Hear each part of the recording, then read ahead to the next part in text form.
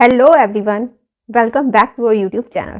जैसा कि आप सभी जानते हैं कि यूपी कांस्टेबल की वैकेंसीज आ चुकी हैं, इसलिए मैं आपके लिए लेकर आई हूँ हिंदी के टॉप 50 क्वेश्चंस की एक सीरीज़। ये सीरीज़ टॉपिक वाइज होगी, जिससे कि आप क्वेश्चंस के थ्रू अपने टॉपिक्स क्लियर कर सकें। तो चलिए स्टार्ट करते हैं आज के पहले क्वेश्चन से। तो हमारा आज का पहला क्वेश्चन है कि निम्नलिखित में से कौन सी बोली पश्चिमी हिंदी के अंतर्गत नहीं आती है। हमें इसमें बताना है कि ऐसी कौन सी बोली है जो पश्चिमी हिंदी के अंतर्गत नहीं आती है। ऑप्शंस हैं ब्रजभाषा, अवधी, बुंदेली या फिर कन्नौजी। तो हमारा राइट ऑप्शन है अवधी।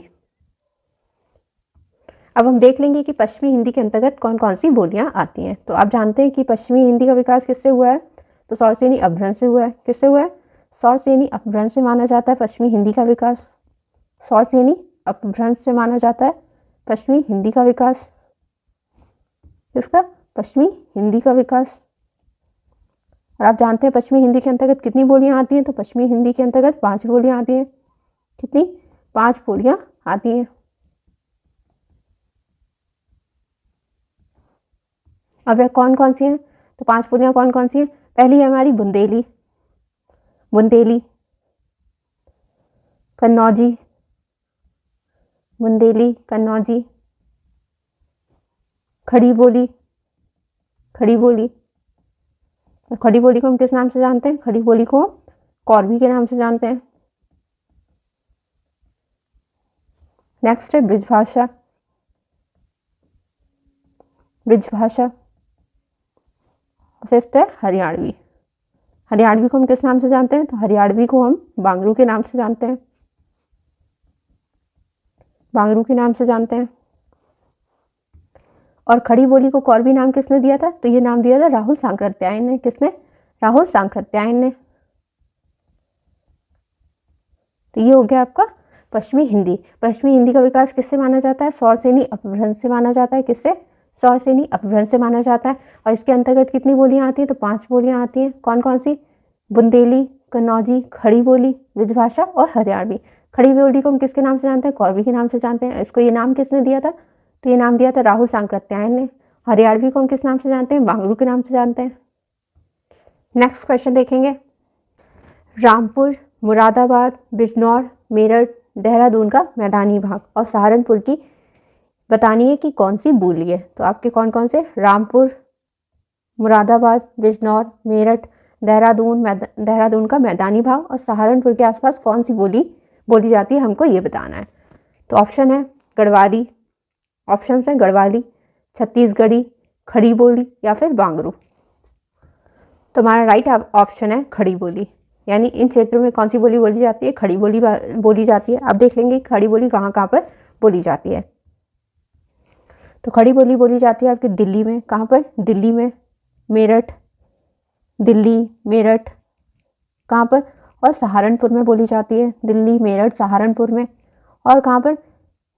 बिजनौर में। कहाँ पर? बिजनौर में, बिजनौर, उत्तर प्रदेश में बोली जाती है। कहाँ पर? उत्तर प्रदेश में बोली जाती है। और कहाँ पर बोली जाती है? तो देहरादून के मैदानी भाग में बोली जाती है, यानी देहरादून में बोली जाती है। और कहाँ पर? मुजफ्फरनगर में बोली जाती है। कहाँ पर? मुजफ्फरनगर में बोली जाती है। रामपुर में बोली जाती है और मुरादाबाद में बोली जाती है।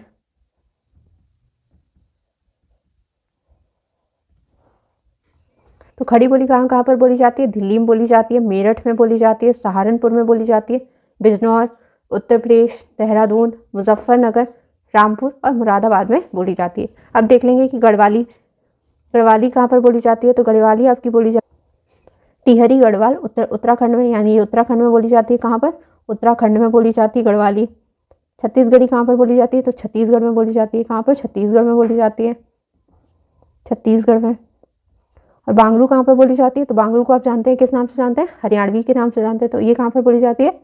हरियाणा में बोली जाती है। चलिए अब देखते हैं नेक्स्ट क्वेश्चन। तो हमारा राइट ऑप्शन क्या हो गया? खड़ी बोली। अब देखते हैं नेक्स्ट क्वेश्चन। दिल्ली व मेरठ के आसपास की बोली का क्या नाम है? यहाँ पर आपसे पूछा जा रहा है कि दिल्ली और मेरठ के आसपास का जो क्षेत्र है उसकी बोली क्या है, हमको ये बताना है। तो ऑप्शन है ब्रजभाषा, पंजाबी, खड़ी बोली या फिर अवधी। तो हमारा राइट ऑप्शन है खड़ी बोली। अभी मैंने आपको बताया था कि दिल्ली, मेरठ, सहारनपुर, बिजनौर, उत्तर प्रदेश, देहरादून, मुजफ्फरनगर, रामपुर या फिर मुरादाबाद, यहाँ पर कौन सी बोली बोली जाती है? खड़ी बोली। तो आपसे दिल्ली और मेरठ का पूछ रहा है, तो यहाँ पर कौन सी हो जाएगी? खड़ी बोली हो जाएगी। चलिए देखते हैं नेक्स्ट क्वेश्चन। खड़ी बोली का दूसरा नाम क्या है? ऑप्शन है कौरबी, हरियाणवी, मेवाती या फिर राजस्थानी। तो हमारा राइट ऑप्शन क्या है? कौरबी है। खड़ी बोली को हम किस नाम से जानते हैं? कौरबी के नाम से जानते हैं। और कौरबी ये नाम दिया किसने खड़ी बोली को? तो ये नाम दिया है राहुल सांकृत्यायन ने। किसने? राहुल सांकृत्यायन ने दिया है ये नाम। खड़ी बोली को हम किस नाम से जानते हैं? कौरबी के नाम से जानते हैं। चलिए, और हरियाणवी को हम किस नाम से जानते हैं? तो बांगरू के नाम से जानते हैं। किसके नाम से? बांगरू के नाम से जानते हैं। तो हमारा राइट ऑप्शन हो गया ऑप्शन नंबर ए, कौरबी। चलिए देखते हैं नेक्स्ट क्वेश्चन। यहाँ पूछा जा रहा है कि कौरबी भाषा का उदय, कौरबी भाषा का उदय किससे हुआ है? हमको ये बताना है। तो कौरबी का आप जानते हैं, कौरबी खड़ी बोली को हम किस नाम से जानते हैं? कौरबी के नाम से जानते हैं। और आप जानते हैं खड़ी बोली किसके अंतर्गत आती है? पश्चिमी हिंदी के अंतर्गत आती है। किसके अंतर्गत आती है? पश्चिमी हिंदी के अंतर्गत आती है। चलिए अब ऑप्शन देख लेंगे। तो पश्चिमी हिंदी, राजस्थानी, पूर्वी हिंदी या फिर बिहारी हिंदी। तो हमारा राइट ऑप्शन क्या हो गया? पश्चिमी हिंदी हो गया। आप जानते हैं पश्चिमी हिंदी के अंतर्गत कितनी बोलियां आती हैं? तो इसके अंतर्गत 5 बोलियां आती हैं। कितनी आती हैं? 5 बोलियां आती हैं। और वो कौन कौन सी हैं? तो आप जानते हैं कौन सी है? बुंदेली है, बुंदेली, कन्नौजी, बुंदेली हो गई, कन्नौजी हो गई। खड़ी बोली जिसे हम किस नाम से जानते हैं? कौरबी के नाम से जानते हैं। खड़ी बोली को हम किस नाम से जानते हैं? कौरबी के नाम से जानते हैं। ब्रज भाषा कौन सी हो गई? ब्रज भाषा हो गई। और कौन सी होगी? हरियाणवी। हरियाणवी कहाँ पर बोली जाती है? तो ये रोहतक हरियाणा में बोली जाती है हरियाणवी, जिसे हम बांगरू के नाम से जानते हैं। चलिए, और बुंदेली कहाँ पर बोली जाती है? तो ये बुंदेली बोली जाती है आपके मध्य प्रदेश और उत्तर प्रदेश में। और कन्नौजी आप जानते हैं कहाँ कन्नौज है? कन्नौज है उत्तर प्रदेश में, ठीक है। खड़ी बोली आप जानते हैं कहाँ पर बोली जाती है? खड़ी बोली बोली जाती है दिल्ली और मेरठ के क्षेत्र में। ब्रज भाषा आगरा और मथुरा के क्षेत्र में। हरियाणवी कहाँ पर? हरियाणा में। चलिए देखते हैं नेक्स्ट क्वेश्चन। अवधी बोली किस अपभ्रंश से विकसित हुई है? आपसे पूछ रहा है कि अवधी जो बोली है वह किस अपभ्रंश से विकसित हुई है। ऑप्शन है मागधी अपभ्रंश, अर्धमागधी अपभ्रंश, सौरसेनी अपभ्रंश या फिर ब्राह्मण अपभ्रंश। तो हमारा राइट ऑप्शन है अर्धमागधी अपभ्रंश से। किससे? अर्धमागधी अपभ्रंश से विकसित हुई है। अब हम देख लेंगे अर्धमागधी अपभ्रंश के बारे में। अगर हम अर्धमागधी अपभ्रंश की बात करें तो इससे विकास किसका हुआ है? पूर्वी हिंदी का हुआ है। किसका हुआ है? पूर्वी हिंदी का विकास हुआ है। जिसके अंतर्गत कितनी बोलियां आती हैं? तो इसके अंतर्गत 3 बोलियां आती हैं। कितनी? 3 बोलियां आती हैं। कौन कौन सी हैं? तो इसके अंतर्गत आती है अवधी। कौन सी आती है? अवधी आती है। अवधी, बघेली, अवधी और बघेली। थर्ड है हमारी छत्तीसगढ़ी। कौन सी है? छत्तीसगढ़ी। यानी अवधी, बघेली और छत्तीसगढ़ी ये किसके अंतर्गत आती हैं? आपकी पूर्वी हिंदी के अंतर्गत आती हैं। और किस अपभ्रंश से विकसित हुई है? तो ये अर्धमागधी अपभ्रंश से विकसित हुई है। और सौरसेनी अपभ्रंश से किसका विकास हुआ है? तो आप जानते हैं पश्चिमी हिंदी का विकास हुआ है। किसका हुआ है? पश्चिमी हिंदी का विकास हुआ है। ब्राह्मण अपभ्रंश से, तो ब्राह्मण अपभ्रंश से विकास हुआ है किसका? पंजाबी हिंदी का। किसका? पंजाबी हिंदी का। और मागधी अपभ्रंश से किसका विकास हुआ है? बिहारी हिंदी का। किसका? बिहारी हिंदी का। चलिए, तो हमारा राइट ऑप्शन हो गया ऑप्शन नंबर बी, अर्धमागधी अपभ्रंश। देखते हैं नेक्स्ट क्वेश्चन। बघेली बोली किस क्षेत्र में बोली जाती है? आपसे पूछा जा रहा है कि बघेली जो बोली है वह किस क्षेत्र में बोली जाती है। ऑप्शंस हैं रांची, जबलपुर, जोधपुर या फिर सिलीगुड़ी। तो हमारा राइट ऑप्शन है ऑप्शन नंबर बी। कौन सा है? जबलपुर। यानी बघेली बोली कहाँ पर बोली जाती है? जबलपुर में बोली जाती है। अब हम देख लेंगे कि बघेली बोली के क्षेत्र कौन कौन से हैं। तो इसके अंतर्गत आता है आपको कौन सा? दामोह आता है। यानी बघेली बोली कहाँ कहाँ पर बोली जाती है हम इसके क्षेत्र देख लेंगे। क्षेत्र बघेली बोली कहाँ कहाँ बोली जाती है? क्षेत्र। तो यहाँ ये दामोह जबलपुर में बोली जाती है। कहाँ पर? जबलपुर में बोली जाती है। और मंडला में बोली जाती है। कहाँ पर? मंडला में बोली जाती है।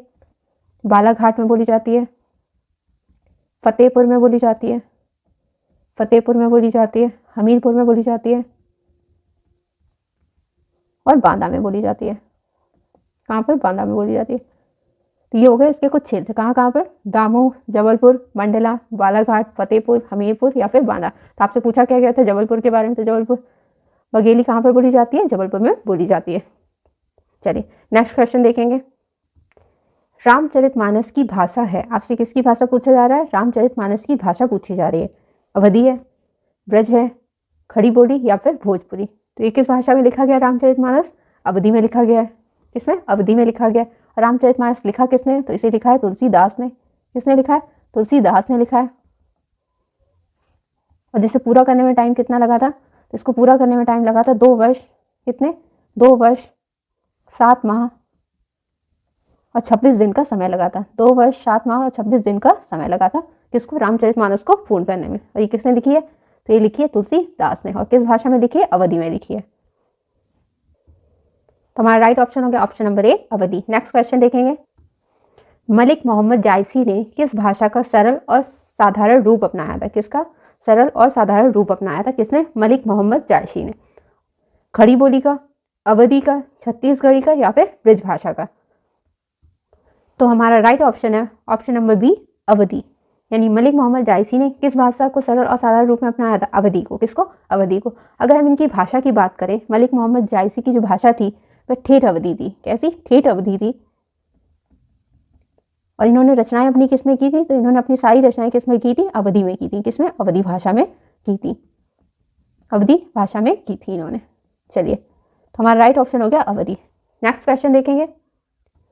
कर्ता के साथ ने का प्रयोग ना होना किस उपभाषा की प्रमुख विशेषता है? यानी हमें यह बताना है कि कर्ता के साथ जो ने है इसका प्रयोग ना होना किस उपभाषा की प्रमुख विशेषता है? ऑप्शंस हैं पूर्वी हिंदी, पश्चिमी हिंदी, राजस्थानी हिंदी या फिर पहाड़ी हिंदी। तो हमारा राइट ऑप्शन है पूर्वी हिंदी। क्या है? पूर्वी हिंदी। अगर हम बात करें पूर्वी हिंदी की, तो पूर्वी हिंदी के अंतर्गत कितनी बोलियां आती हैं? तो पूर्वी हिंदी के अंतर्गत 3 बोलियां आती हैं। कितनी? 3 बोलियां आती हैं। और वे कौन कौन सी हैं? तो हमारे अवधी है, अवधी बोली जाती है आपकी पूर्वी हिंदी के अंतर्गत। बघेली, अवधी, बघेली और छत्तीसगढ़ी। अवधी, बघेली और छत्तीसगढ़ी। अगर हम पूर्वी हिंदी के अपभ्रंश की बात करें तो इसका विकास किस अपभ्रंश से हुआ है? इसका विकास हुआ है अर्धमागधी अपभ्रंश से। किससे? अर्धमागधी अपभ्रंश से हुआ है इसका विकास पूर्वी हिंदी का।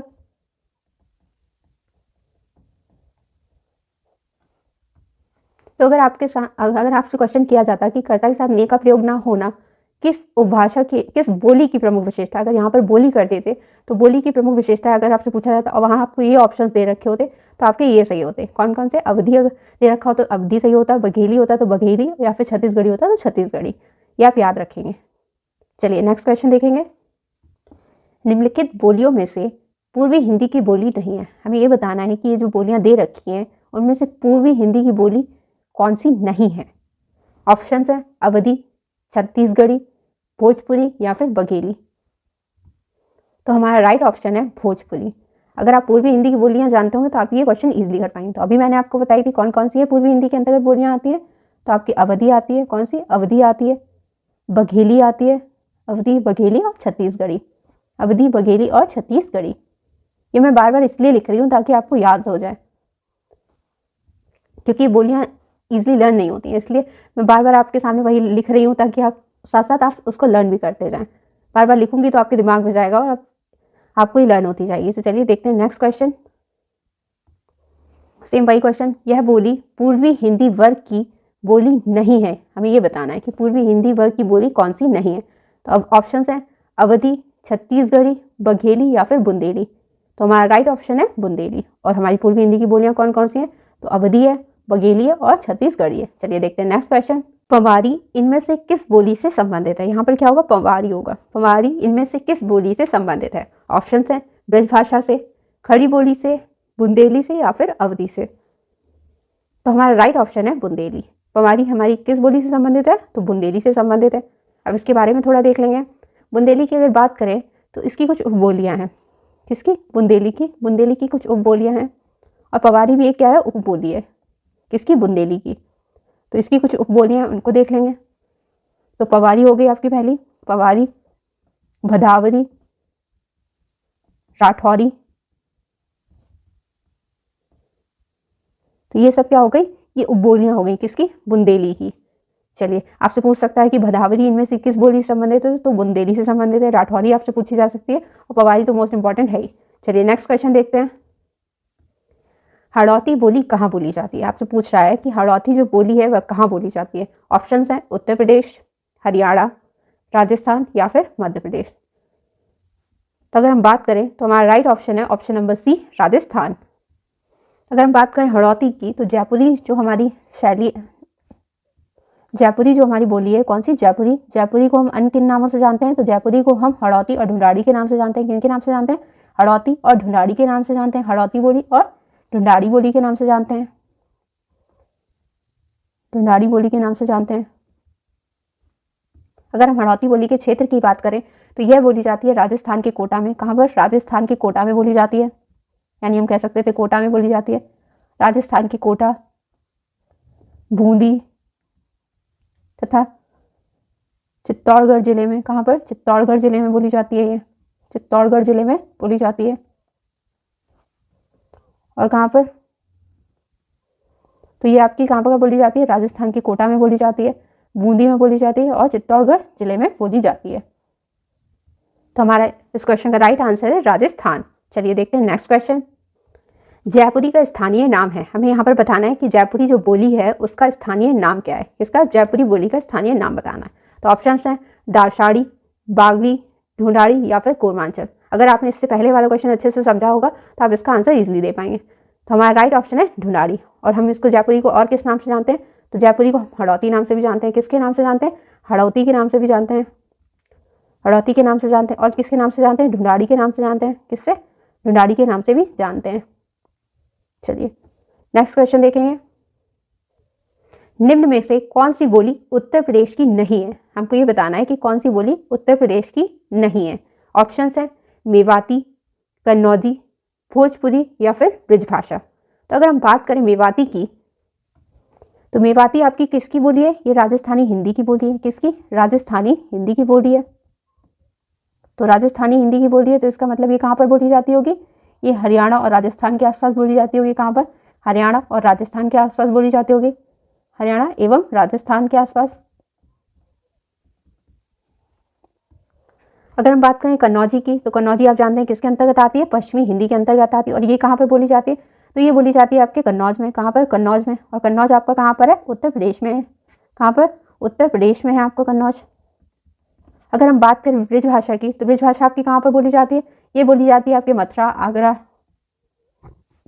मथुरा, आगरा, यानी उत्तर प्रदेश में बोली जाती है भी। अगर हम भोजपुरी की बात करें तो ये किसके अंतर्गत आती है? ये आपकी बिहारी हिंदी के अंतर्गत आती है। किसके अंतर्गत आती है? बिहारी हिंदी के अंतर्गत आती है। और अगर हम इसकी बात करें इसके क्षेत्र की, तो ये कहाँ पर बोली जाती है? तो ये बोली जाती है आपके पूर्वी उत्तर प्रदेश में। कहाँ पर? पूर्वी उत्तर प्रदेश में बोली जाती है। और कहाँ पर बोली जाती है? और बिहार में बोली जाती है। पूर्वी उत्तर प्रदेश और बिहार में बोली जाती है। तो हमारा राइट ऑप्शन हो गया मेवाती। चलिए, तो मेवाती आपकी कहाँ बोली जाती थी? राजस्थान में बोली जाती है, यानी हरियाणा और राजस्थान में बोली जाती है। हमें बताना क्या था कि ऐसी कौन सी बोली है जो उत्तर प्रदेश की नहीं है। तो हमारा राइट ऑप्शन हो गया मेवाती। चलिए देखते हैं नेक्स्ट क्वेश्चन। मेवाती किस उपभाषा वर्ग की बोली है? हमें ये बताना है कि जो मेवाती है वह किस उपभाषा वर्ग के अंतर्गत आती है। ऑप्शंस है पूर्वी हिंदी, राजस्थानी हिंदी, बिहारी हिंदी या फिर पहाड़ी हिंदी। तो हमारा राइट ऑप्शन है राजस्थानी हिंदी। अगर हम राजस्थानी हिंदी की उपभाषा की बात करें तो राजस्थानी उपभाषा है। कौन सी है? राजस्थानी उपभाषा है। राजस्थानी उपभाषा है। अगर हम इसके अपभ्रंश की बात करें तो इसका विकास किससे माना जाता है? इसका विकास माना जाता है सौरसेनी अपभ्रंश से। किससे? सौरसेनी अपभ्रंश से माना जाता है इसका विकास। यानी राजस्थानी हिंदी का विकास किससे हुआ है? सौरसेनी अपभ्रंश से हुआ है। और आप जानते हैं सौरसेनी अपभ्रंश से किन किन का विकास हुआ है? पश्चिमी हिंदी का, राजस्थानी हिंदी का और गुजराती हिंदी का। अगर हम राजस्थानी हिंदी की या फिर राजस्थानी उपभाषा की बोलियों की बात करें तो इसके अंतर्गत कितनी आती है? इसके अंतर्गत 4 बोलियां बोली जाती हैं। कितनी? 4 बोलियां बोली जाती हैं। कितनी? 4 बोली जाती हैं। और वह कौन कौन सी हैं? तो अगर हम सबसे पहली है हमारी तो मालवी हो गई। कौन कौन सी हो गई? मालवी हो गई, मेवाती हो गई, मालवी, मेवाती, जयपुरी हो गई, मालवी, मेवाती, जयपुरी, और कौन सी लास्ट है हमारी? मारवाड़ी। कौन सी? मारवाड़ी। यानी इसकी कितनी उपबोलियाँ हैं? 4 उपबोलियाँ हैं। कौन कौन सी? मालवी, मेवाती, जयपुरी या फिर मारवाड़ी। अगर हम जयपुरी की बात करें तो इसको किस नाम से जानते हैं? हड़ौती के नाम से जानते हैं, किसके नाम से, हड़ौती के नाम से जानते हैं। और किसके नाम से जानते हैं, तो इसको हम ढूंढाड़ी के नाम से भी जानते हैं। किसके नाम से, ढूंढाड़ी के नाम से भी जानते हैं।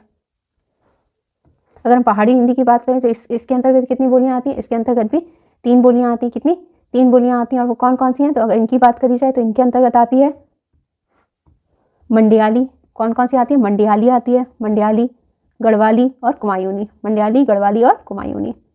इसके अंतर्गत भी कितनी आती है, 3 आती हैं, मंडियाली, गढ़वाली और कुमायूनी। ये हो गई हमारी पहाड़ी हिंदी। अगर हम बात करें बिहारी हिंदी तो इसके अंतर्गत भी हमारी कितनी आती है, 3 बोलियां आती हैं। कितनी, 3 बोलियां आती हैं। और कौन कौन सी हैं, तो इसके अंतर्गत आती है मगही, मैथिली और भोजपुरी। कौन कौन सी आती है, मगही, मैथिली और भोजपुरी। अगर हम बात करें पूर्वी हिंदी की तो इसके अंतर्गत भी कितनी आती है, इसके अंतर्गत भी 3 बोलियां आती हैं। कितनी, 3 बोली। और कौन कौन सी हैं, अवधी हो गई,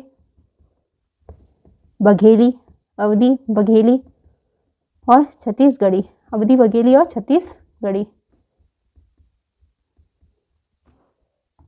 तो ये मैं बार बार इसलिए लिख रही हूँ ताकि आपके सारे डाउट्स क्लियर हो जाए कि किसकी कितनी बोलियां हैं, किसके क्या नाम है, इसलिए मैं इनको बार बार लिख रही हूँ। चलिए देखते हैं नेक्स्ट क्वेश्चन। वाराणसी, गोरखपुर, आरा के मध्य कौन सी भाषा बोली जाती है, हमको ये बताना है। कहाँ कहाँ की, वाराणसी, गोरखपुर और आरा के मध्य कौन सी भाषा बोली जाती है। ऑप्शन है अवधी, भोजपुरी, कौरवी या फिर मैथिली। तो हमारा राइट ऑप्शन है भोजपुरी।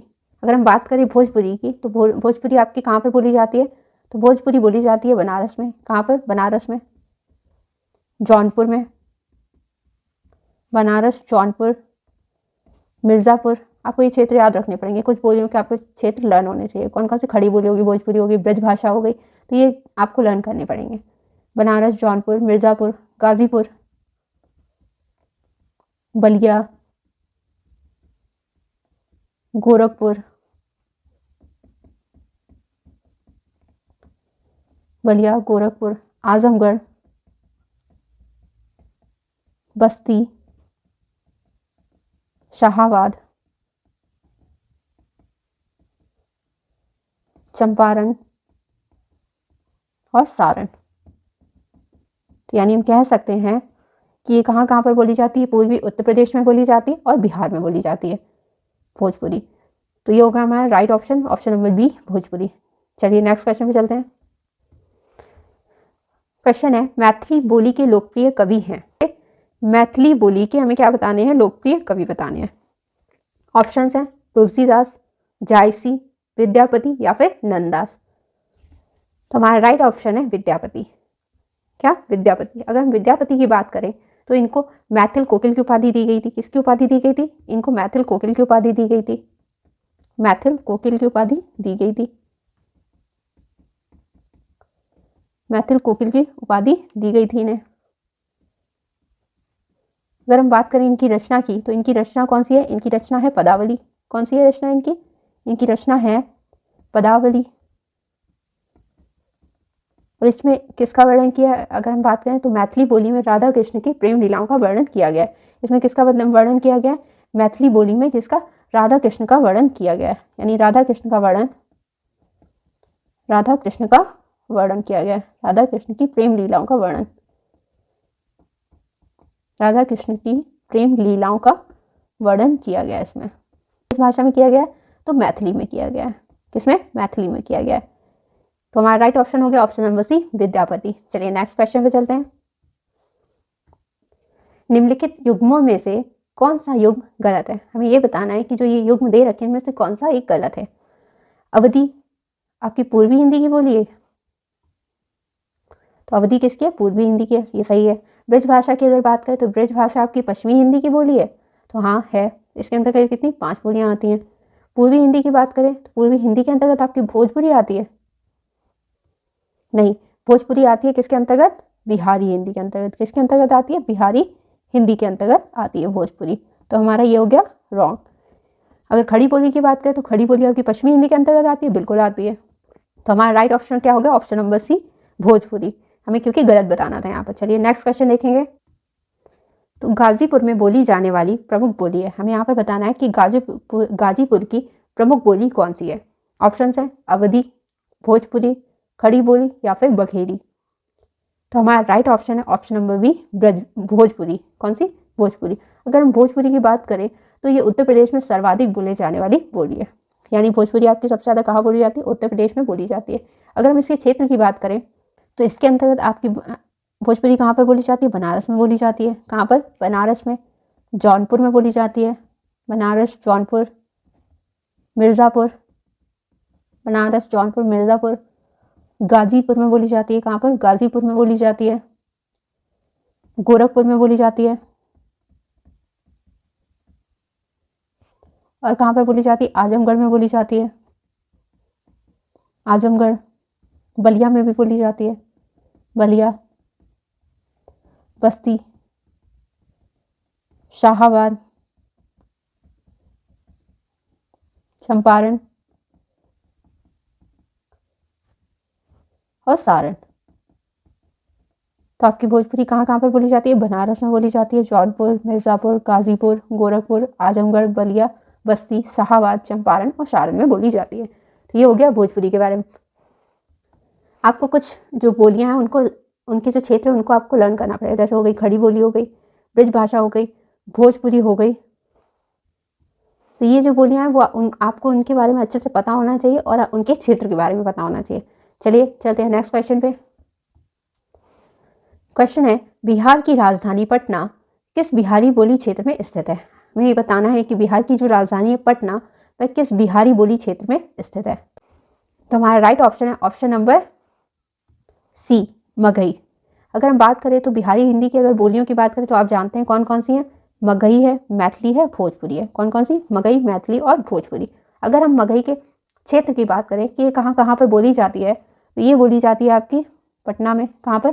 पटना में बोली जाती है, गया में बोली जाती है, पलामू में बोली जाती है। कहाँ पर? पलामू में बोली जाती है, हजारीबाग, हजारीबाग, हजारीबाग, मुंगेर।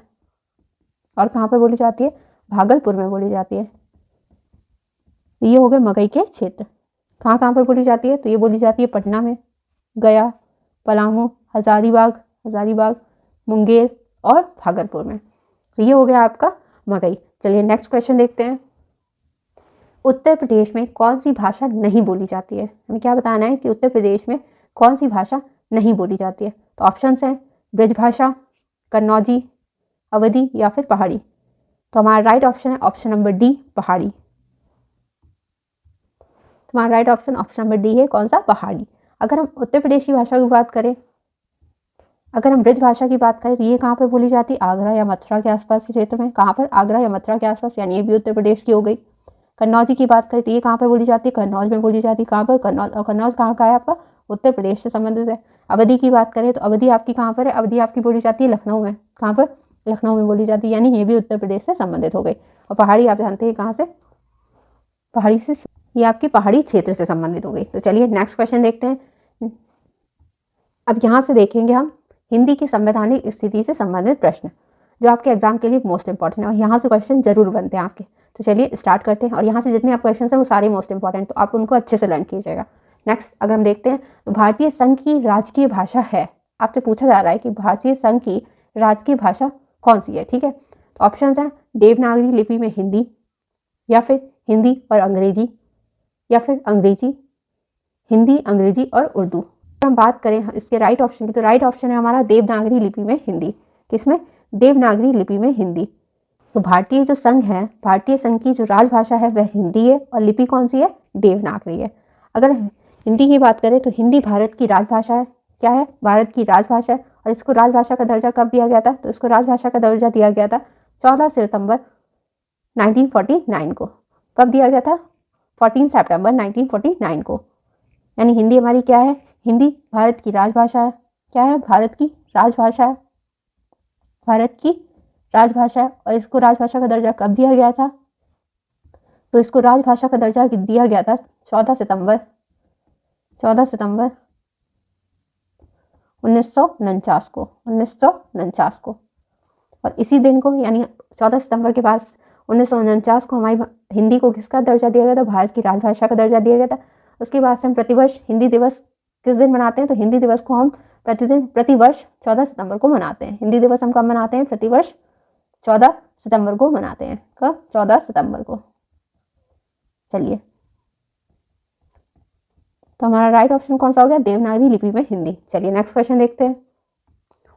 नेक्स्ट क्वेश्चन है कि भारत की राजभाषा है option number A Hindi, B Angrezi, C Hindi एवं अंग्रेजी, या फिर डी भारत की सभी भाषा। अगर हम भारत की राजभाषा की बात करें तो वह कौन सी है? हिंदी है। अभी मैंने आपको बताया था हिंदी भारत की राजभाषा है। चलिए नेक्स्ट क्वेश्चन पे चलते हैं। 14 सितंबर कब? 14 सितंबर 1949 को भारतीय संविधान सभा ने, किसने? भारतीय संविधान सभा ने हिंदी को भारत संघ की कौन सी भाषा का दर्जा दिया है? हमको ये बताना है कि 14 सितंबर 1949 को भारतीय संविधान सभा जो थी उसने हिंदी को भारत संघ की कौन सी भाषा का दर्जा दिया था? ऑप्शन ए राजभाषा, बी राष्ट्रभाषा, सी लोक भाषा, डी संपर्क भाषा। तो आप जानते हैं कौन सी भाषा का दर्जा दिया गया है?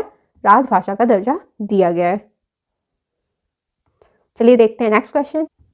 भारत के संविधान के किस अनुच्छेद के अंतर्गत, यानी यहाँ पर हमें क्या बताना है? अनुच्छेद बताना है, के अंतर्गत हिंदी बोली जो है वह शासकीय भाषा घोषित की गई। कैसी?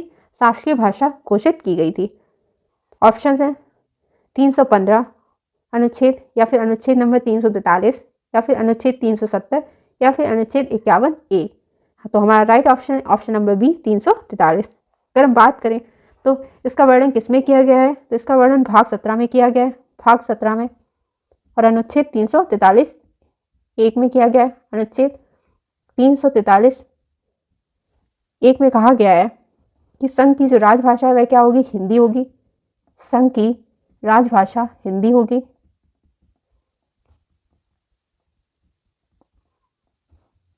संघ की राजभाषा हिंदी, और लिपि कौन सी होगी? देवनागरी होगी। और लिपि कौन सी होगी?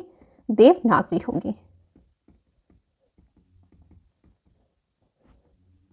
तो ये मोस्ट इंपॉर्टेंट है, यहाँ से क्वेश्चन जरूर बनता है। आपसे अनुच्छेद पूछ देता है और पूछ देता है कि तो संघ की राजभाषा हिंदी और लिपि देवनागरी होगी, किस अनुच्छेद में वर्णन किया गया? तो अनुच्छेद 343 एक में। ठीक है, चलिए नेक्स्ट क्वेश्चन देखते हैं।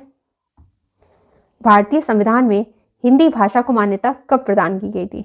यानी आपसे पूछा जा रहा है यहाँ पर कि भारतीय संविधान जो है उसमें हिंदी भाषा को मान्यता कब प्रदान की गई थी? ऑप्शन है 14 सितंबर 1949 को, 15 सितंबर 1949 को, 14 सितंबर 1950 को, या फिर 15 सितंबर 1950 को। तो आप जानते हैं राइट ऑप्शन क्या होगा? राइट ऑप्शन है 14 सितंबर 1949।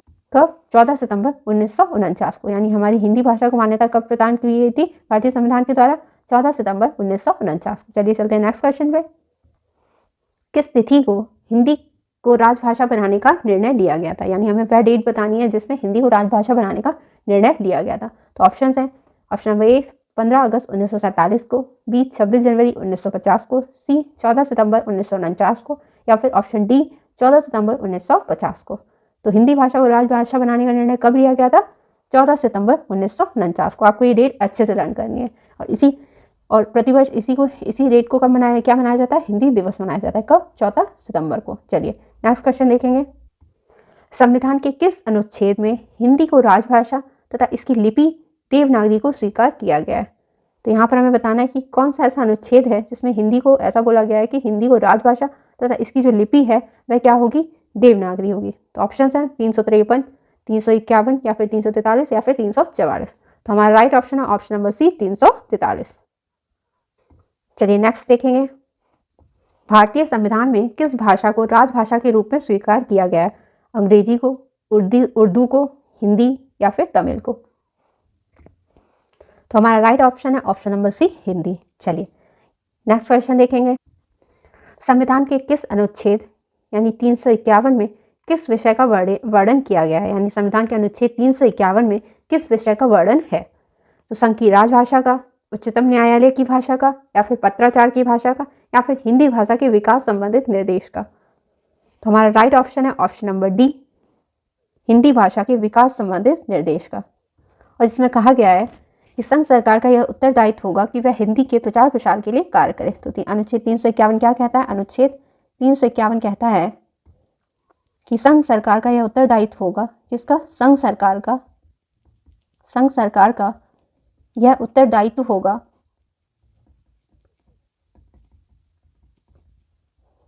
यह उत्तरदायित्व है कि वह किसके लिए कार्य करे, कि वह हिंदी के प्रचार प्रसार के लिए कार्य करे। किसके लिए? हिंदी के प्रचार प्रसार के लिए कार्य करे। हिंदी के प्रचार प्रसार के लिए कार्य करे। आई होप आपको ये पॉइंट अच्छे से क्लियर होगा और आप अनुच्छेद 351 अच्छे से लर्न कर लीजिएगा। यहाँ से क्वेश्चन जरूर बनता है। चलिए नेक्स्ट क्वेश्चन देखते हैं। प्रति वर्ष कौन सा दिन हिंदी दिवस के रूप में मनाया जाता है? अभी मैं बहुत बार आपको ये बता चुकी हूँ। ऑप्शन ए 14 अक्टूबर, बी 29 दिसंबर, सी 27 फरवरी या फिर डी 14 सितंबर। तो आप जानते हैं कब? 14 सितंबर को, क्योंकि इस दिन क्या हुआ था? हिंदी को संवैधानिक दर्जा प्रदान किया गया था। चलिए, और प्रतिवर्ष इसी दिन को हम किस रूप में मनाते हैं? हिंदी दिवस के रूप में मनाते हैं। चलिए नेक्स्ट क्वेश्चन देखते हैं। संघ की राजभाषा हिंदी और लिपि कौन सी होगी? देवनागरी होगी। यह संविधान के किस अनुच्छेद में वर्णित है? अनुच्छेद 343 में, अनुच्छेद 344 में या फिर अनुच्छेद 345 या अनुच्छेद 346 में? तो आप सभी जानते हैं किसमें? अनुच्छेद 343 में। चलिए नेक्स्ट क्वेश्चन देखेंगे। सेम वही क्वेश्चन। भारत में हिंदी को संविधान की किस धारा के अंतर्गत राजभाषा घोषित किया गया? धारा 343(1), धारा 343(2), धारा 333(1) या फिर धारा 334(1)। तो आप सभी जानते हैं कब किया गया है? हिंदी को संविधान की किस धारा के अंतर्गत राजभाषा घोषित किया गया है? धारा 343(1) के। चलिए नेक्स्ट क्वेश्चन देखेंगे। संविधान के किस अनुच्छेद के अंतर्गत हिंदी को संघ की राजभाषा का दर्जा मिला? अनुच्छेद 343, अनुच्छेद 344 या फिर अनुच्छेद 345 या फिर अनुच्छेद 346? तो हमारा राइट ऑप्शन क्या होगा? अनुच्छेद 343। ये मैं बहुत बार आपको बता चुकी हूँ, इसलिए अब मैं ये जल्दी जल्दी यहाँ पर बता रही हूँ। पहले मैं अच्छे से समझा चुकी हूँ। चलिए नेक्स्ट क्वेश्चन देखेंगे आप। लिपि की आवश्यकता होती है, तो लिपि की आवश्यकता किस लिए होती है? भाषा के बोलने में या फिर भाषा के लिखने में या फिर भाषा संकेत में या फिर तीनों में? तो हमारा राइट ऑप्शन है ऑप्शन बी, भाषा लिखने में किया जाता है। किसमें? भाषा के लिखने में किसकी आवश्यकता होती है? लिपि की आवश्यकता होती है। और आप जानते हैं हिंदी की लिपि कौन सी है? देवनागरी। नेक्स्ट क्वेश्चन देखेंगे। और कुछ क्वेश्चन ऐसे होते हैं जो आपको डायरेक्ट से सीधे लर्न करने हैं, तो वो देख लेंगे। किस भाषा की लिपि ब्राह्मी के दक्षिणी रूप में विकसित हुई है? यानी हमें ये बताना है कि कौन सी ऐसी भाषा है जिसकी लिपि ब्राह्मी के दक्षिणी रूप से विकसित हुई है। तो ऑप्शन है कन्नड़, तमिल, तेलुगु या फिर मलयालम। तो हमारा राइट ऑप्शन है ऑप्शन नंबर ए, कन्नड़। चलिए नेक्स्ट क्वेश्चन देखेंगे। हिंदी भाषा किस लिपि में लिखी जाती है? ऑप्शन है गुरुमुखी, ब्राह्मी, सौराष्ट्री या इनमें से कोई नहीं। तो हमारा राइट ऑप्शन है ऑप्शन नंबर डी, इनमें से कोई नहीं, क्योंकि हिंदी की लिपि कौन सी है? हिंदी की लिपि आप जानते हैं देवनागरी है। कौन सी है? देवनागरी है। और गुरुमुखी किसकी है? पंजाबी की। किसकी है? गुरुमुखी किसकी है? पंजाबी की है। चलिए नेक्स्ट क्वेश्चन देखेंगे। हिंदी किस लिपि में लिखी जाती है? तो ब्राह्मी में, देवनागरी में या फिर खरोस्ती में या फिर गुरुमुखी में? तो आप जानते हैं किसमें लिखी जाती है हिंदी? देवनागरी लिपि में लिखी जाती है। चलिए नेक्स्ट क्वेश्चन देखेंगे। देवनागरी लिपि का सर्वप्रथम प्रयोग जो है वह किस राज्य में हुआ माना जाता है? तो देवनागरी लिपि का सर्वप्रथम प्रयोग किस राज्य में हुआ माना जाता है? ऑप्शन है महाराष्ट्र में, उत्तर प्रदेश में, राजस्थान में या फिर गुजरात में? तो हमारा राइट ऑप्शन है ऑप्शन नंबर डी, गुजरात में। और इसका नाम देवनागरी कैसे पड़ा? गुजरात में इसका मतलब इसका जो विकास है वह कहाँ पर हुआ था? गुजरात में। यानी जो देवनागरी वह कहाँ पर सर्वप्रथम प्रचलित हुई थी? गुजरात में प्रचलित हुई थी। उसके बाद वहाँ पर जो नागर ब्राह्मण थे, यानी नागर ब्राह्मणों का एक वर्ग था, पंडित वर्ग था, उसके नाम से इसका नाम क्या पड़ा था? नागरी पड़ा था। बाद में क्या हुआ? जब ये अस्तित्व में आई तो इसमें देव जुड़कर ये क्या बन गया? देवनागरी बन गया। यानी देवनागरी लिपि सबसे पहले सर्वप्रथम प्रयोग का किस राज्य में हुआ था? गुजरात में हुआ था। चलिए नेक्स्ट क्वेश्चन देखेंगे। कौन सी भाषा देवनागरी लिपि में लिखी जाती थी? बंगला, पंजाबी, मराठी या फिर गुजराती? तो अगर हम बात करें राइट आंसर की, तो हमारा राइट आंसर है मराठी। चलिए इसके बारे में थोड़ा देख लेंगे। अगर हम देवनागरी लिपि के विकास की बात करें तो इसका विकास किससे हुआ है? इसका विकास हुआ है ब्राह्मी लिपि से। किससे हुआ है? ब्राह्मी लिपि से हुआ है। ब्राह्मी लिपि से हुआ है। अगर हम बात करें कि देवनागरी लिपि में और कौन कौन सी जो भाषाएं हैं वह लिखी जा सकती हैं, तो उसके अंतर्गत आती है आपकी संस्कृत। संस्कृत आपकी किस भाषा में लिखी जा सकती है? देवनागरी में। संस्कृत हो गई, पाली, हिंदी, मराठी हो गई, कोंकणी हो गई, कोंकणी, सिंधी, कश्मीरी हो गई, नेपाली हो गई, कश्मीरी, नेपाली, गढ़वाली, बोडो, अंगिका, मगही, भोजपुरी और कौन सी हो गई, मैथिली हो गई, मैथिली और संथाली। तो ये सारी जो भाषाएं हैं ये किस में लिखी जा सकती हैं, देवनागरी लिपि में लिखी जा सकती है। मैंने आपको इसलिए सारी बता दी क्योंकि आपसे यहाँ पर मराठी पूछ ली गई थी, तो इसलिए मैंने आपको सारी बता दी। चलिए नेक्स्ट क्वेश्चन देखेंगे, हिंदी किस लिपि में लिखी जाती है? ऑप्शन है खरोस्थी, ब्राह्मी, नागरी या फिर मसनवी। तो आप सभी जानते हैं कि इसका विकास कहाँ पर हुआ था, गुजरात में हुआ था। गुजरात में कौन सा पंडित वर्ग था, नागर ब्राह्मणों का, तो उसी के नाम पर इसका नाम क्या पड़ा था, नागरी पड़ा था। तो हिंदी किस लिपि में लिखी जाती है, देवनागरी में लिखी जाती है। तो इसका पहले इसका नाम क्या था, नागरी। तो ये हमारा राइट ऑप्शन हो गया ऑप्शन नंबर सी, नागरी। चलिए नेक्स्ट क्वेश्चन देखेंगे, देवनागरी लिपि का विकास माना जाता है देववाणी से, खरोस्थी से, ब्राह्मी से या फिर सिंधु लिपि। तो इसका विकास मैंने अभी आपको बताया था किससे माना जाता है, ब्राह्मी लिपि से, यानी ब्राह्मी से माना जाता है। किसका, देवनागरी लिपि का विकास माना जाता है ब्राह्मी लिपि से। ठीक है, चलिए नेक्स्ट क्वेश्चन देखेंगे, देवनागरी लिपि मूलतः क्या है? वर्णात्मक, अक्षरात्मक, चित्रात्मक या फिर प्रतीकात्मक। तो देवनागरी लिपि मूलतः क्या है, अक्षरात्मक है। कैसी है, अक्षरात्मक है। चलिए नेक्स्ट क्वेश्चन देखेंगे, प्राचीन देवनागरी लिपि का विकास डैश से हुआ है, यानी हमें यह बताना है कि प्राचीन देवनागरी लिपि का विकास किससे हुआ है। तो अगर हम बात करें देवनागरी लिपि के विकास की, तो उसका विकास किससे माना जाता है, देवनागरी लिपि का विकास किससे माना जाता है? अभी मैंने आपको बताया था ब्राह्मी से। किससे बताया था, ब्राह्मी से।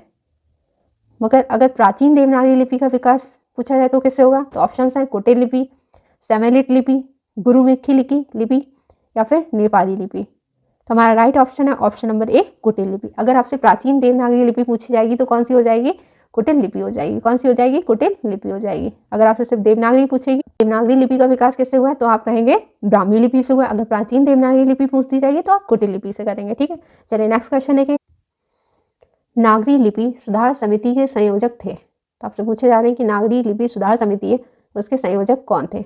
ऑप्शन हैं काका कालेलकर, श्रीनिवास, भारतेंदु हरिशन या फिर आचार्य नरेंद्र। तो हमारा राइट ऑप्शन है ऑप्शन नंबर ए, काका कालेलकर।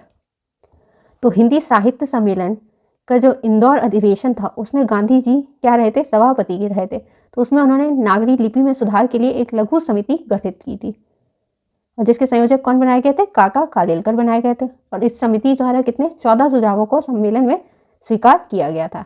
चलिए नेक्स्ट क्वेश्चन देखेंगे, किस विद्वान ने देवनागरी लिपि के स्थान पर रोमन लिपि स्वीकार करने का सुझाव दिया था? ऑप्शन है महात्मा गांधी, काका कालेलकर, सुनीति कुमार चटर्जी या फिर विनोबा भावे। तो अगर हम राइट ऑप्शन की बात करें तो option number C, Suniti Kumar Chatterjee. इन्होंने कहा था कि देवनागरी लिपि के स्थान पर कौन सी लिपि होनी चाहिए, रोमन लिपि को स्वीकार करने का सुझाव इन्होंने दिया था। चलिए नेक्स्ट क्वेश्चन देखेंगे, देवनागरी में आके 12 खड़ी का सुझाव किसने दिया था?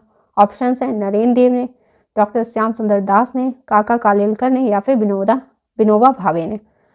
देवनागरी में आके 12 खड़ी का सुझाव किसने दिया था? काका कालेलकर ने दिया था। चलिए नेक्स्ट क्वेश्चन पे चलते हैं,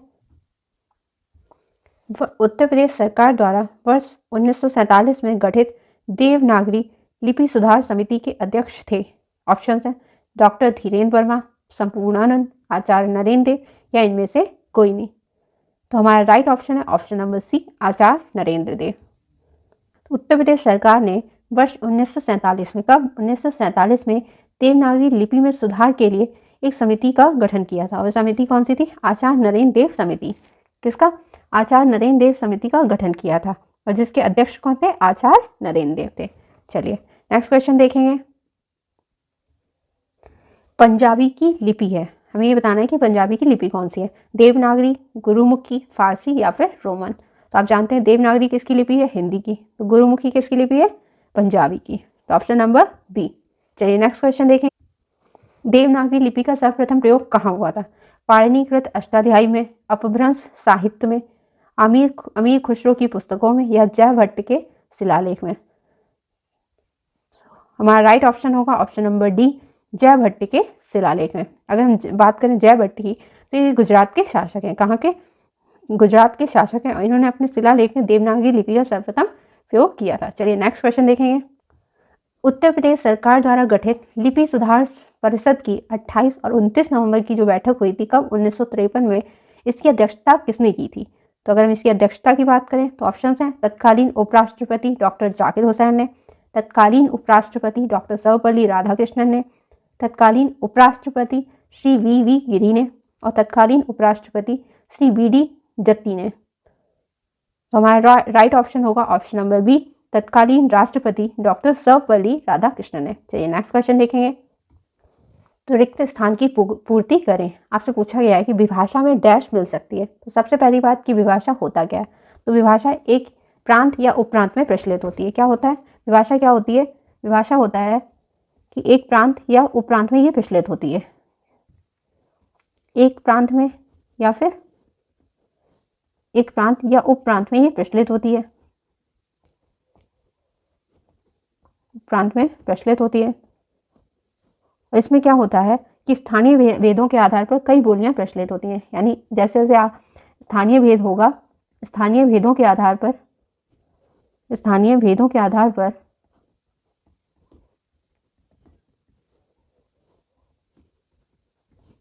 कई बोलियां प्रचलित रहती हैं, कई बोलियां प्रचलित रहती हैं। यानी जैसे जैसे आप आगे जाएंगे तो अलग बोली होगी, उससे आगे जाएंगे तो अलग बोली होगी। तो ऐसा होता है कि ठीक है, प्रचलित रहती है। और विभाषा में क्या होता है? हम साहित्यिक रचना करते हैं। ठीक, तो अगर हम विभाषा में डैश मिल सकती है पूछा गया है तो क्षेत्रीय रचनाएं, साहित्यिक रचनाएं या फिर आंचलिक रचनाएं या फिर सामाजिक रचनाएं। तो इसमें हम साहित्यिक रचनाएं कर सकते हैं। चलिए नेक्स्ट क्वेश्चन देखेंगे। आंगिक भाषा डैश के अंतर्गत आती है। तो यहाँ पूछा गया शाब्दिक भाषा के अंतर्गत, अशाब्दिक होगा यहाँ पर। ठीक है, शाब्दिक भाषा के अंतर्गत या फिर अशाब्दिक भाषा के अंतर्गत। तो हमारा राइट ऑप्शन होगा ऑप्शन नंबर डी, अशाब्दिक भाषा के अंतर्गत आती है। आंगिक भाषा जो है वह किसके अंतर्गत आती है? अशाब्दिक भाषा के अंतर्गत आती है। अगर हम अशाब्दिक भाषा की बात करें तो इसमें क्या होता है? यानी अशाब्दिक भाषा यानी जिसमें हम आप बोल नहीं रहे हैं मगर हम किसी तो संप्रेषण कर रहे हैं, यानी हम दूसरे से किस तरह से बातचीत कर रहे हैं। तो वह क्या है? शारीरिक हाव भाव भंगिमा। किसके द्वारा? शारीरिक हाव भाव भंगिमा या फिर चेहरे की अभिव्यक्ति। किसकी? चेहरे की अभिव्यक्ति, चेहरे की अभिव्यक्ति या फिर किसके द्वारा? या फिर नेत्रों से संप्रेषण। किससे? नेत्रों से संप्रेषण। चलिए, तो ये हो गया आपका आंगिक भाषा। ये किसके अंतर्गत आती है? अशाब्दिक भाषा के अंतर्गत आती है। यानी कुछ हम अपने हाव भाव से या फिर कुछ चेहरे की अभिव्यक्ति से या नेत्रों के माध्यम से संप्रेषण करते हैं। चलिए नेक्स्ट क्वेश्चन देखेंगे। विश्व में बोली जाने वाली विभिन्न भाषाओं में हिंदी भाषा को बोलने वालों का कौन सा स्थान? ऑप्शन ए 2, ऑप्शन सी 6 या फिर ऑप्शन बी ऑप्शन नंबर 4 या फिर ऑप्शन डी 10। अगर हम हिंदी भाषा को बोलने वालों के स्थान की बात करें तो ऑप्शन नंबर बी हमारा राइट आंसर होगा, यानी चौथा स्थान है। अगर हम पहले स्थान की बात करें तो पहले स्थान पर कौन है? पहले स्थान पर है मंदारिन। कौन सा है? मंदारिन। दूसरे स्थान पर कौन है? तो दूसरे स्थान पर स्पेनिश। अगर हम विश्व में तीसरे नंबर की बात करें तो तीसरे पर कौन है? तीसरे पे है अंग्रेजी। तीसरे पे कौन है? अंग्रेजी। चौथे नंबर पर कौन है? हिंदी। तो ये हो गए हमारे विश्व में बोले जाने के हिसाब से जो भाषाओं का क्रम। पहले पे बोली जाती है मंदारिन, दूसरे पे स्पेनिश, थर्ड में अंग्रेजी और वर्तमान में चौथे स्थान पर कौन है? चौथे स्थान पर हिंदी थी। ठीक है, और अगर वर्तमान में अगर बात करें तो हिंदी का इस संदर्भ में तीसरा स्थान माना जाता है। यानी अब हिंदी के अगर वर्तमान की अगर बात करें तो अब हिंदी किस नंबर पे आ गई है? तीसरे पे आ गई है। भाषा के 3 रूप होते हैं। कौन कौन से? दृश्य भाषा, लिखित भाषा या फिर सांकेतिक भाषा। ऑप्शन बी मौखिक भाषा, लिखित भाषा या फिर मूक भाषा। थर्ड मौखिक भाषा, लिखित भाषा या फिर सांकेतिक भाषा। मौखिक भाषा, शब्द भाषा या फिर सांकेतिक भाषा। तो अगर भाषा के 3 रूपों की बात करें तो मौखिक भाषा, लिखित भाषा और सांकेतिक भाषा है। तो ऑप्शन नंबर सी हमारा राइट ऑप्शन हो गया। चलिए देखते हैं नेक्स्ट क्वेश्चन। मुस्लिम शासकों के समय भारत में न्यायालयों की भाषा कौन सी थी? उर्दू या फिर संस्कृत या फिर हिंदी या फिर अरबी या फारसी। तो अगर हम मुस्लिम शासकों के समय की बात करें तो मुगल काल में जो अगर बात करते हैं तो अरबी फारसी को राजकीय भाषा का दर्जा प्राप्त था। यानी मुगल काल में अरबी और फारसी राज्य की भाषा थी। और अगर हम उस टाइम की शिक्षा की बात करें तो शिक्षा भी अरबी और फारसी में ही दी जाती थी। तो हमारा राइट ऑप्शन हो गया ऑप्शन नंबर डी, अरबी फारसी। चलिए नेक्स्ट क्वेश्चन देख। विभाषा एक प्रांत या डैश में प्रचलित होती है। तो मैं ये अभी आपको बता चुकी हूँ। तो ऑप्शन हैं महाप्रांत, उपप्रांत, लघु प्रांत या फिर विशाल प्रांत। तो विभाषा एक प्रांत या उपप्रांत में प्रचलित होती है। किसमें? उपप्रांत में प्रचलित होती है। चलिए नेक्स्ट क्वेश्चन देखेंगे। हिंदी को विकास प्रदान करने वाली भाषा कौन सी है? पाली, प्राकृत, संस्कृत या फिर अपभ्रंश। तो आप सभी जानते हैं क्या है अपभ्रंश, यानी हिंदी को विकास किसने प्रदान किया है? अपभ्रंश ने। चलिए नेक्स्ट क्वेश्चन देखेंगे। डैश भाषा अस्थायी होती है, यानी ये बताना है कि कौन सी भाषा अस्थायी होती है। लिखित भाषा, हिंदी भाषा, मौखिक या फिर सांकेतिक। तो हमारा ऑप्शन होगा ऑप्शन नंबर सी, मौखिक भाषा। मौखिक भाषा कैसी होती है? अस्थायी होती है। विभाषा किसे कहते हैं? क्या बताना है? विभाषा किसे कहते हैं? खड़ी बोली हिंदी को, हिंदी क्षेत्र की प्रमुख बोलियों को, हिंदी क्षेत्र की शेष बोलियों को, या फिर एक छोटे से क्षेत्र में बोली जाने वाली भाषा को, या फिर इनमें से कोई नहीं। तो अगर हम विभाषा की बात करें तो ये एक क्षेत्र में या फिर एक प्रांत में या फिर उपप्रांत में बोली जाने वाली भाषा है। ठीक, तो विभाषा किसे कहते हैं? हिंदी क्षेत्र की प्रमुख बोलियों को। चलिए नेक्स्ट क्वेश्चन देखते हैं। क्वेश्चन है, भाषा है अर्जित संपत्ति, उत्तराधिकार में प्राप्त संपत्ति, या ईश्वर प्रदत्त संपत्ति, या फिर सहजात योग्यता। तो भाषा क्या है? अर्जित संपत्ति है। कैसी? अर्जित संपत्ति है। चलिए नेक्स्ट क्वेश्चन देख। निम्न में से किस धातु से भाषा बनी है? भाग से, या फिर भास से, या फिर बाक से, या फिर बटु से। तो अगर हम बात करें भाषा शब्द की, तो भाषा शब्द किससे बना है? भास धातु से बना है। किससे? भास धातु से बना है। किससे? भाष धातु से बना है। और इसका अर्थ क्या होता है? तो इसका अर्थ होता है वाणी की अभिव्यक्ति। किसकी? वाणी की अभिव्यक्ति। वाणी की अभिव्यक्ति इसका अर्थ होता है। चलिए नेक्स्ट क्वेश्चन देखेंगे। इस देश में हिंदी भाषा का प्रयोग लिखने व बोलने में किया जाता है। ऑप्शन ए ऑस्ट्रेलिया, बी दक्षिण अमेरिका, सी पाकिस्तान, या फिर डी मॉरिशस। तो हमारा राइट ऑप्शन है ऑप्शन नंबर डी, मॉरिशस। अगर हम बात करें कि मॉरिशस में हिंदी भाषा की कौन सी बोली जाती है, तो यहाँ पर बोली जाती है भोजपुरी। कौन सी? भोजपुरी बोली जाती है। भोजपुरी बोली जाती है। चलिए नेक्स्ट क्वेश्चन देखेंगे। आधुनिक भाषा विज्ञान का जनक कौन है? ब्लूमफील्ड, जेस्पर्सन, या फिर सॉस्यूर, या फिर ग्लीसन। तो हमारा राइट ऑप्शन है ऑप्शन नंबर सी, सॉस्यूर। कौन है? सॉस्यूर। इनके अगर पूरे नाम की बात करें तो इनका पूरा नाम है फर्डिनेंद द सॉस्यूर। फर्डिनेंद द सॉस्यूर। इन्हें क्या माना जाता है? इन्हें आधुनिक भाषा विज्ञान का जनक माना जाता है। चलिए नेक्स्ट क्वेश्चन देखें। भाषा विज्ञान की दृष्टि में प्रयत्न लाघव का अर्थ है शीघ्र बोलना, कम समय में अधिक बोलना, बोलने की मितव्ययिता, या फिर उच्चारण की सुविधा। अगर हम बात करें राइट ऑप्शन की, तो ऑप्शन नंबर डी, उच्चारण की सुविधा। चलिए नेक्स्ट क्वेश्चन देखते हैं। अगर हम जनगणना 2001 के हिसाब से भारत में निम्नलिखित भाषाओं में से सबसे अधिक कौन सी भाषा बोली जाती है? ऑप्शंस हैं गुजराती, मराठी, बंगाली, या फिर तमिल। तो अगर हम राइट ऑप्शन की बात करें तो ऑप्शन नंबर सी, बंगाली बोली जाती है। चलिए नेक्स्ट क्वेश्चन देखते हैं। कौन हिंदी की उपभाषा नहीं है? ऑप्शन है मराठी, पश्चिमी हिंदी, पूर्वी हिंदी, या फिर राजस्थानी। तो अगर हम राइट ऑप्शन की बात करें तो ऑप्शन नंबर ए, मराठी। तो हिंदी की अगर उपभाषाओं की बात करें तो ये कितनी है? 5 उपभाषाएं। कितनी हैं? 5 उपभाषाएं हैं। कौन कौन सी हैं? 5 उपभाषाओं की अगर बात करें तो सबसे पहले आपकी आती है पश्चिमी उपभाषा। कौन सी? पश्चिमी उपभाषा, यानी पश्चिमी हिंदी से किसका? पश्चिमी उपभाषा का विकास हुआ, पश्चिमी उपभाषा का विकास हुआ है। नेक्स्ट है पूर्वी उपभाषा, पूर्वी उपभाषा। थर्ड है आपकी बिहारी उपभाषा, बिहारी उपभाषा, यानी बिहारी हिंदी से बिहारी उपभाषा का उदय हुआ है। उसके बाद बात करें तो पहाड़ी उपभाषा, पहाड़ी उपभाषा। और फिफ्थ है आपकी राजस्थानी उपभाषा। यानी कितनी उपभाषाएं होगी? 5 उपभाषाएं। और इसके अंतर्गत कितनी बोलियां बोली जाती हैं? तो इसके अंदर बोली जाती हैं आपकी 18 बोलियां बोली जाती हैं। कितनी? 18 बोलियां बोली जाती हैं, यानी 5 उपभाषाएं और उनके अंतर्गत 18 बोलियां हैं। चलिए नेक्स्ट क्वेश्चन देखते हैं। क्वेश्चन है, भारतवर्ष के लिए हिंदी भाषा का नाम सबसे पहले किसने सुझाया था? यानी भारतवर्ष के लिए हिंदी भाषा का नाम सबसे पहले किसने सुझाया था? महात्मा गांधी ने, रविन्द्रनाथ ठाकुर ने, मदन मोहन मालवीय ने, या फिर राजा राममोहन रॉय ने। तो किसने? राजा राममोहन रॉय ने। तो ये हो गए आपके आज के मोस्ट इंपॉर्टेंट क्वेश्चंस। ये 50+ क्वेश्चंस थे। तो आई होप आपकी जो भाषा और लिपि से संबंधित जो भी डाउट्स रहते हैं वो क्लियर हो गए होंगे और हिंदी की जो संवैधानिक स्थिति है वह आपको अच्छे से क्लियर हो गई होगी। अगर आपको वीडियो अच्छी लगी है तो लाइक करें, शेयर करें और चैनल को सब्सक्राइब करें। मिलते हैं नेक्स्ट वीडियो में, तब तक के लिए थैंक यू।